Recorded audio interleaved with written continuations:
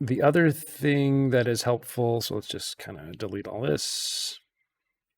Let's go back to our media pool and grab this footage again, is you can create a thing called a fusion clip, which is going to be kind of similar to if you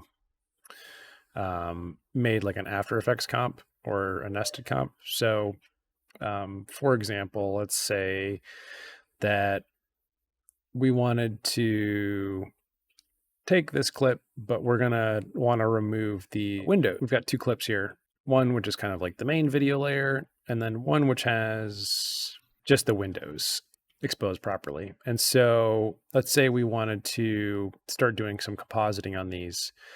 What we can do is we can highlight them both.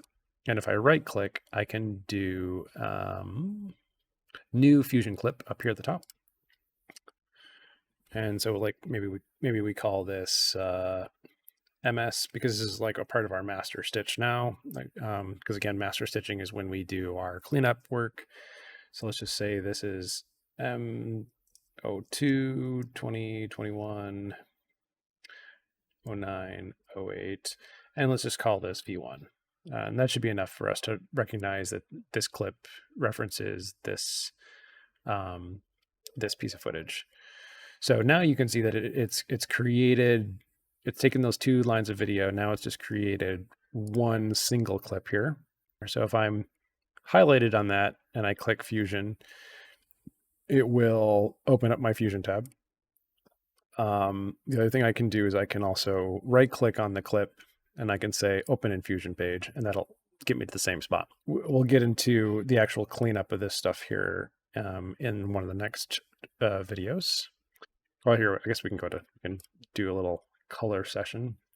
So in color, again, there's a lot of great tutorials out there about how to do things in here, and we'll go into a little bit, but essentially this gives you a lot of just really powerful tools to kind of do your final mixing, and you can change all your colors just like you thought you would. Double click to reset them. So if we have like more than one clip on our timeline, let's say we were editing and we go to color. Now you'll see these clips in order. Plus there's another little timeline down here, so that can help you to make sure that you're color correcting the correct clip. And if you wanted to export, then you go to your timeline. You can hit I. You can hit O. Maybe we turn on our snapping there with the little magnetic icon. And let's say we wanted to export all this. And so when we went to deliver, one of the things you can do here is set your file name. So say, test export V1, let's say. Let's just give this you can search for your location. So we'll just put that there for now. And then we can check our settings. So if you looked at the other video, a lot of the times we are rendering out our stuff in ProRes. So we use the Voukoder encoder. Assuming that this looked right, we can hit configure Voukoder. Actually, we want to make sure that our type here is 422. Generally, what I do is we'll render out all of our stuff as ProRes 422. So you set your type here to ProRes 422. You make sure that your resolution and your frame rate are correct. And then down here, we change this to ProRes KS. And make sure the color format here is 422.